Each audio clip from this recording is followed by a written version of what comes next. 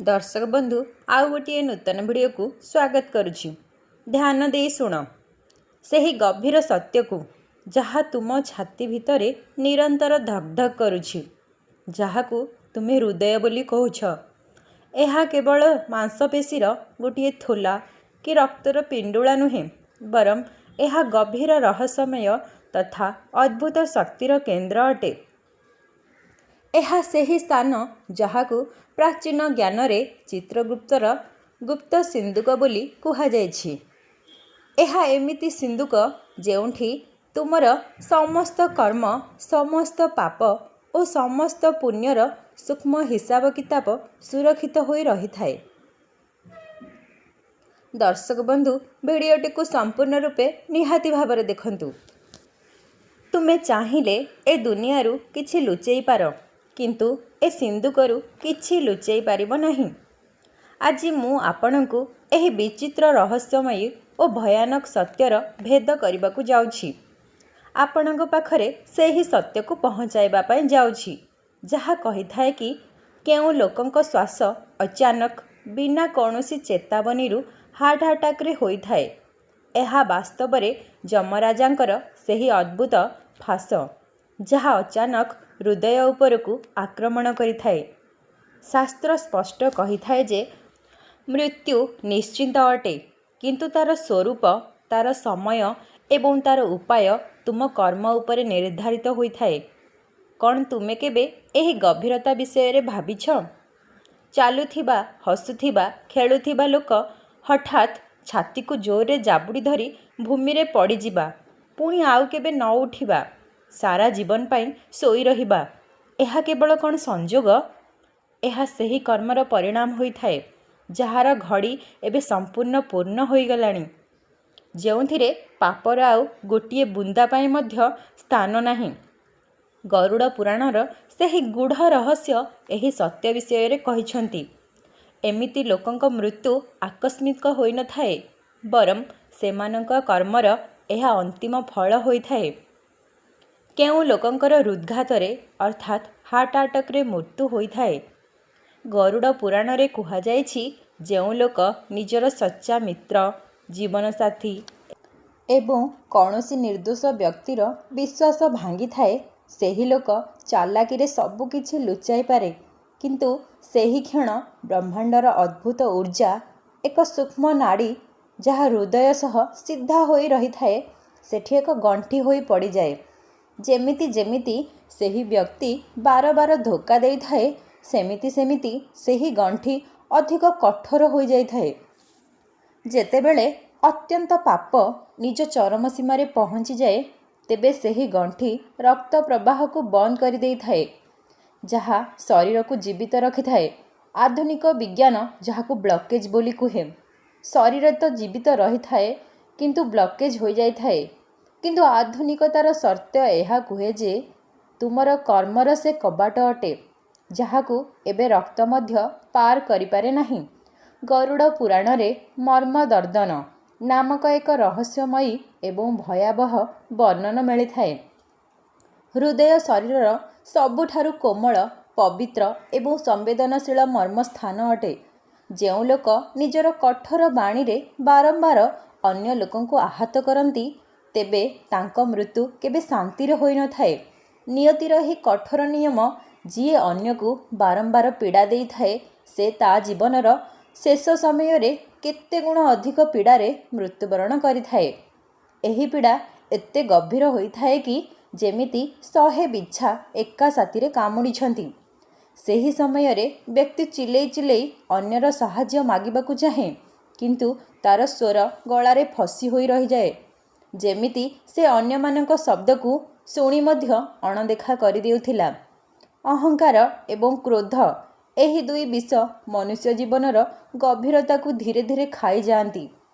प्राचीन ग्रंथरे वर्णित मनुष्य निजर वास्तविक रूप को भूली भोग विलास, अहंकार एवं निशारे बुड़ी रही थाए, किंतु मृत्यु सेही मनुष्य पाखकू एकदम आसी न थाए, पूर्वरु किछि खास संकेत देई थाए, जेमिति कि दुर्बलता, ग्यास, अत्यधिक चिंता।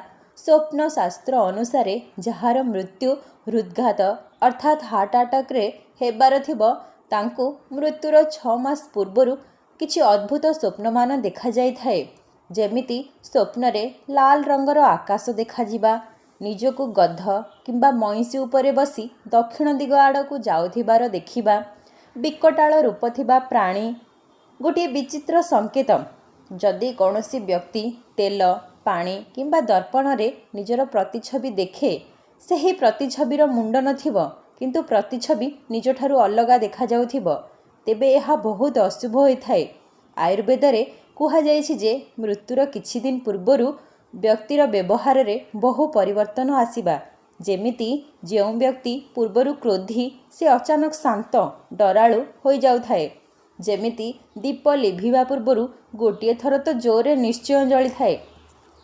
ତା ସହିତ ଶରୀରରୁ ଏକ ଅଜବ ଗନ୍ଧ ବାହାରିଥାଏ, ଯାହାକୁ କୌଣସି ଅତର ମଧ୍ୟ ଲୁଚାଇ ପାରେ ନାହିଁ। ଏହାକୁ ମୃତ୍ୟୁଗନ୍ଧ କୁହାଯାଇଥାଏ। ଆମ ଶରୀରରେ 101 ନାଡ଼ି ଅଛି, ଯାହା ହୃଦୟରୁ ବାହାରିଥାଏ। ଯେଉଁ ଲୋକ ପୁଣ୍ୟାତ୍ମା ଅଟନ୍ତି, ସାଧନା ଏବଂ ଯୋଗରେ ରତ ଥାନ୍ତି, ସେମାନଙ୍କର ପ୍ରାଣ ବ୍ରହ୍ମରନ୍ଧ୍ରରୁ ମୁଣ୍ଡ ଉପର ଦେଇ ଶାନ୍ତି ସହିତ ବାହାରକୁ ବାହାରିଥାଏ। କିନ୍ତୁ ଯେଉଁ ଲୋକ ପାପ ଭୋଗ ଓ ଅଜ୍ଞାନତାରେ ଲିପ୍ତ ଥାନ୍ତି, ସେମାନଙ୍କ ପ୍ରାଣକୁ ବାହାରିବାକୁ ରାସ୍ତା ନଥାଏ ଏବଂ ବାହାରକୁ ବାହାରିବା ପାଇଁ ସହଜ ମାର୍ଗ ମିଳିନଥାଏ। ତାଙ୍କର ପ୍ରାଣବାୟୁ ଶରୀର ଭିତରେ ଇଆଡ଼େ ସିଆଡ଼େ ହେଉଥାଏ, ଯେମିତି ବନ୍ଦ ରୁମ୍ରେ କଏଦୀ ଭଳି। ଯେତେବେଳେ କୌଣସି ମାର୍ଗ ମିଳିନଥାଏ, ସେତେବେଳେ ସେହି ପ୍ରାଣ ହୃଦୟରୁ ଚାପ ଦ୍ୱାରା ବାହାରକୁ ବାହାରିବା ପାଇଁ ପ୍ରୟାସ କରେ। ଏହା ସେହି କ୍ଷଣ ଯାହାକୁ ଆଧୁନିକ ଭାଷାରେ ହାର୍ଟ ଆଟାକ୍ ବୋଲି କୁହାଯାଏ। ସେହି ସମୟରେ ଛାତିରେ ଯେଉଁ ଅସହନୀୟ ପୀଡ଼ା ଓ ଜଳନ ହୋଇଥାଏ, ତାକୁ ଶାସ୍ତ୍ରରେ କୁମ୍ଭୀପାକ ନର୍କର ପ୍ରଥମ ଅନୁଭୂତି ବୋଲି କୁହାଯାଇଛି। କୁମ୍ଭୀପାକ ସେହି ସ୍ଥାନ ଯେଉଁଠି ପାପୀମାନଙ୍କୁ ଗରମ ତେଲରେ ଦଣ୍ଡିତ କରାଯାଏ, ବିଶେଷ କରି ସେହି ଲୋକଙ୍କୁ ଯେଉଁମାନେ ନିର୍ଦ୍ଦୋଷ ପ୍ରାଣୀମାନଙ୍କୁ କଷ୍ଟ ଦେଇ ଭକ୍ଷଣ କରିଥାନ୍ତି।